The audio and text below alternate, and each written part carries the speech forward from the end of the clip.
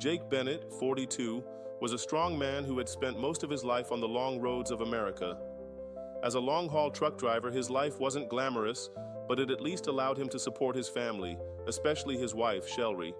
She had always been the driving force that kept him going through the long hours behind the wheel. They had been married for 13 years. They didn't have children, but to Jake, Shelry was everything.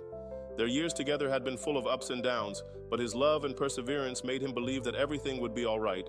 However, Jake never anticipated that betrayal could come from the person he loved the most. One afternoon, while driving from Texas to California, Jake felt a sharp pain in his chest. At first, he thought it was just stress and exhaustion from another long trip, but the pain worsened, making it difficult for him to focus on the road. Eventually, he had to pull over at a gas station, call 911, and ask them to take him to the hospital. When he woke up, Jake found himself in a cold hospital room, hooked up to IVs. He felt weak and exhausted, but what shocked him the most was when he looked at his phone. There was only one message from Shelry, and that message changed everything. "You don't deserve me anymore. I've taken everything. Thank you for everything, but I deserve a better life. You've been too busy with work and stopped caring about me." She had emptied their joint account, taking more than $50,000. Jake felt like the world had collapsed beneath him. Everything he had built for their family was now reduced to ashes. Jake had always thought that he would never face betrayal in his marriage. The first signs of Shelry's change were subtle. She began working extra hours on the nights when Jake wasn't home, and his calls to her grew shorter. Shelry no longer asked about his work or the long trips he made. Instead, she would only text him back with short answers, showing little real interest in him. Jake didn't notice these signs until he ran into an old friend, Mark, during a stop. Mark, who used to be their neighbor, told Jake something that made him think twice. "Shelry seems to be changing, Jake. She's been going out a lot, and it looks like she's seeing someone you don't know. I've seen her with a man a few times. Do you know anything about it?" Jake listened silently, but a strange feeling began to creep inside him. He tried not to think much of it, but he couldn't ignore the times Shelry had been absent or went out with friends for no clear reason. A month after Jake was discharged from the hospital, he didn't go back home. He decided to stay with his brother Ryan, who lived nearby. Ryan was straightforward and always supported Jake, even though he didn't always agree with Jake's choices. "I don't understand why you're still trying with her, Jake," Ryan said one evening after hearing about Shelry's message. "She drained your money and left you in the hospital. You need to face this reality." Jake remained silent, thinking about everything that had happened. He couldn't believe that Shelry could do this. He had given his whole life to her, and yet she betrayed him so cruelly. A week later, Jake received a message from someone he never expected. It was from his neighbor, Tommy. The name startled Jake because Tommy had been a good friend of Shelry's, and they had spoken many times over the years. But this message was anything but normal. "Jake, I'm sorry, but I think you need to know this. Shelry is involved with someone else. I don't want to see you living in ignorance." Jake sat there in disbelief, his heart sinking. Shelry, his wife, had betrayed him like this? Jake decided he couldn't live with this lie anymore. He needed to do something to take back control of his life. He began monitoring their bank accounts and discovered some strange transfers. Shelry had moved money from their joint account into accounts he didn't recognize. This only fueled his suspicions further. Eventually, Jake decided to consult a lawyer, Blake, who had helped him with legal matters before. Blake was the only one he felt he could trust at this point. "Shelry has made a serious mistake, Jake," Blake said, reviewing the documents. "If we can prove that she withdrew money while you were unconscious, we can make her return everything. And if she's having an affair, that would be a strong factor in securing ownership of the assets." Over the following weeks, Jake no longer felt like the confused, weak man he once was. He became more proactive, using all means to gather evidence of Shelry's betrayal. He went to the bank and requested all the transaction records for the actions Shelry had made without his consent. Finally, when everything was ready, Jake decided to confront Shelry again. But this time, it wasn't to talk things over. He wanted the truth, and he wasn't going to let her get away without taking responsibility. Jake was no longer the man who would quietly accept Shelry's betrayal. He decided he would no longer avoid the truth. After gathering enough evidence, he planned to face Shelry head-on. This time, he wasn't going to forgive or look for peaceful solutions. He wanted her to face the consequences of what she had done. One late afternoon, while Shelry was at work, Jake returned home. He opened the door with the old key he still had, as if he were still the owner of the house. But today, everything felt different. He stepped into the familiar living room, where they once spent warm evenings together. Now, everything felt cold and empty. Jake sat at the dining table, looking at the chair where Shelry usually sat. He remembered all the times they ate together, talking about their future plans. But now, all of that was gone. What he felt now was not pain, but emptiness, indifference. He no longer saw her as the loving wife, but as a betrayer. Waiting for Shelry to return, Jake looked around the house. He couldn't believe she could change like this. Instead of building a life together, she had betrayed him so brutally. His anger flared up again, but this time it wasn't weakness. Now, it was the determination to make things right. By the time Shelry came home that night, she had no idea Jake was waiting in the dark. She opened the door, stepped inside, and closed it behind her, unaware that her life was about to change in that very moment. "Jake?" Shelry called, her voice slightly surprised when she saw him in the living room. "You're home?" Jake didn't answer immediately. He stood up and walked towards her, his eyes filled with quiet fury. "Shelry," he said, his voice steady, "we need to talk." She stared at him, wide-eyed, but said nothing. Jake reached into his pocket and pulled out his phone. He opened a video that he had gathered, showing Shelry laughing and talking happily with another man, Harold, their neighbor. "This is the price I paid while I was in the hospital, while you and him were secretly seeing each other behind my back, right?" Jake said, his voice filled with bitterness. Shelry looked shocked, her face paling as she realized Jake had the evidence. She opened her mouth to say something, but no words came. "You've betrayed me, Shelry," Jake continued, each word like a dagger.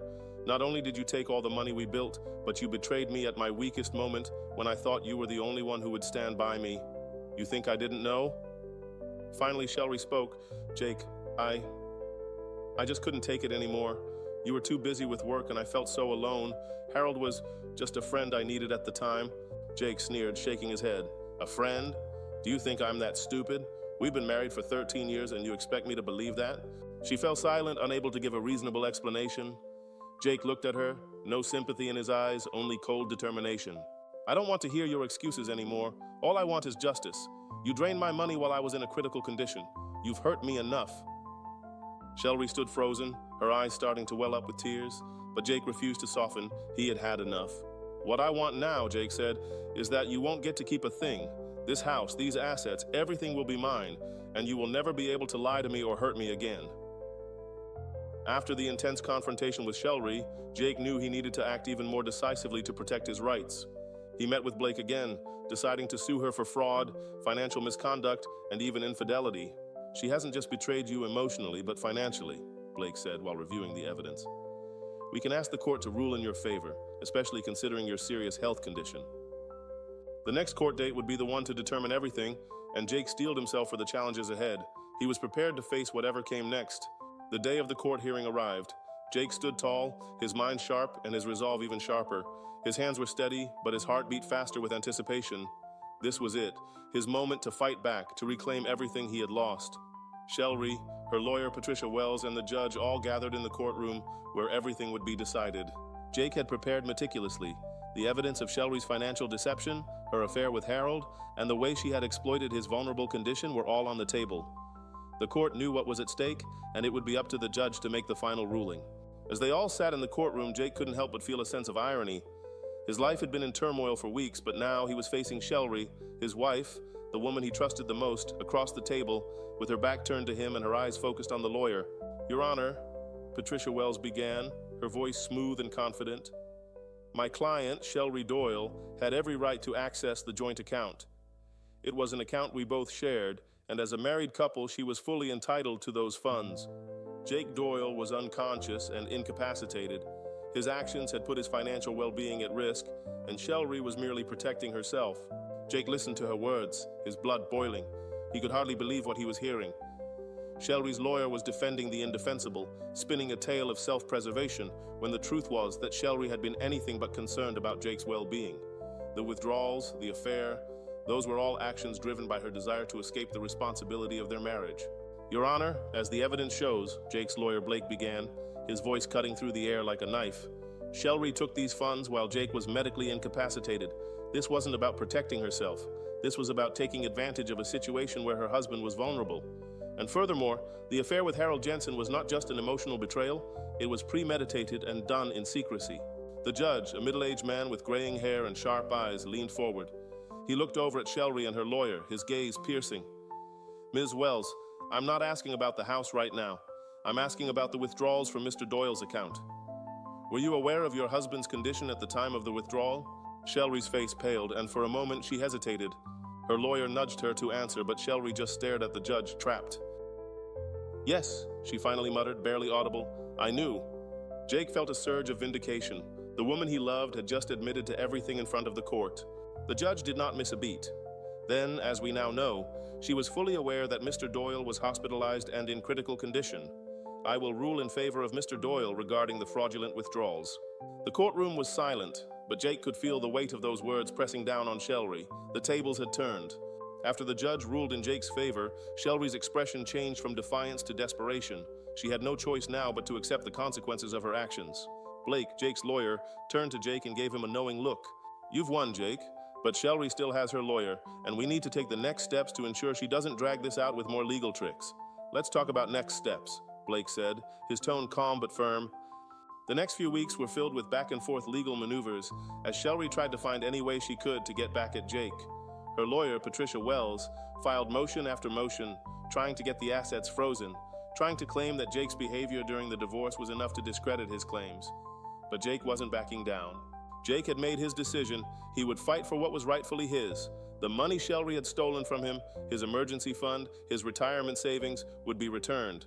The house they once shared, that symbol of their failed marriage, would now belong to him alone. And as for Shelry, after months of legal battles, she was forced to settle. Shelry would receive a small portion of the assets, but she would have to pay for her legal fees and accept the fact that her actions had destroyed their marriage. She was also required to sell the house and split the proceeds with Jake.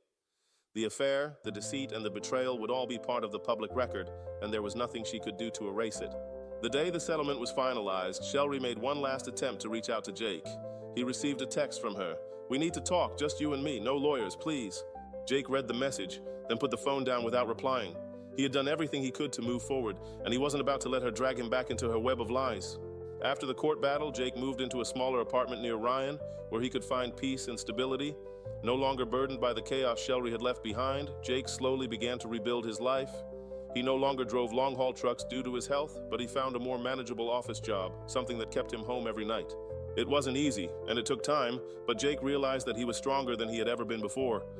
His brother Ryan and his niece Megan helped him through the tough times, encouraging him to find new paths forward.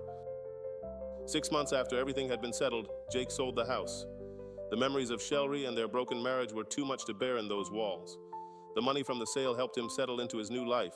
He even used a portion of it to support Megan in law school, confident that she would make a hell of a lawyer someday. One evening, as Jake sat in his new apartment, the weight of the past began to lift. He wasn't angry anymore, he wasn't bitter.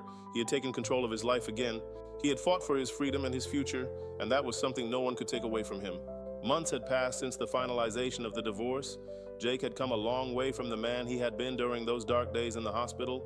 He was no longer the broken, betrayed husband who felt lost in a sea of confusion and anger. Now he was someone who had rebuilt his life from the ground up. Despite everything that had happened with Shelry, Jake found solace in the small victories. His health had improved since his heart attack, and he was no longer driving long-haul trucks, which had caused him so much physical strain. Instead, Jake found himself with a stable job in logistics management, a role that kept him close to home. He had come to realize that while the open road had been a major part of his life, there was something far more important now, his peace of mind. Jake also spent more time with his brother Ryan, who had always been there for him, especially during the toughest moments. Ryan had been a rock, offering support and understanding when Jake felt like the world was crumbling. They'd spend weekends together, often at Ryan's house or going out for a few beers at the local bar. It wasn't anything extravagant, but it was enough. It was the kind of simple, honest companionship that Jake had missed during his marriage. Megan, Ryan's daughter, was another important part of Jake's new life. She had become his confidant, his ally, and someone who made him believe that maybe, just maybe, he could start trusting people again. Jake had been the one to help Megan with her law school tuition, and she had repaid him by helping him navigate the complex world of legal documentation and financial management after the divorce. Megan was smart, determined, and had a future that was bright, something Jake was proud to be part of. It wasn't long before Jake realized that he wanted more than just stability. He wanted to move forward, to truly start living again, not just surviving. He wanted to reclaim the life he had before Shelry had shattered everything. One afternoon, Jake found himself at the coffee shop down the street, the one he frequented every morning before work. As he sipped his coffee and watched the people walk by, a thought crossed his mind. Maybe it was time to open himself up to new possibilities. It was hard to imagine at first. He had been so hurt by Shelry's betrayal that the very idea of being vulnerable again seemed impossible. But time had passed. and he had learned that life didn't stop just because one chapter closed. In fact, sometimes it was the end of one chapter that opened up the most unexpected new ones. He wasn't looking for love again, not yet, but he knew that he couldn't let the scars of his past define his future. He had spent too many years on the road chasing something that wasn't real. Now he was home, grounded, and ready to embrace whatever life had in store for him. It happened one evening while Jake was at a local park, walking his dog. He had taken up jogging as part of his health regimen and used the park as a way to clear his mind. As he was walking along the path, lost in his thoughts, he saw someone sitting alone on a bench by the fountain. A woman. She had a warm smile on her face as she looked up and waved at him, and there was something in her eyes that immediately felt familiar. Maybe it was just the sense of calm she exuded, something Jake hadn't felt in a long time. Her name was Lily.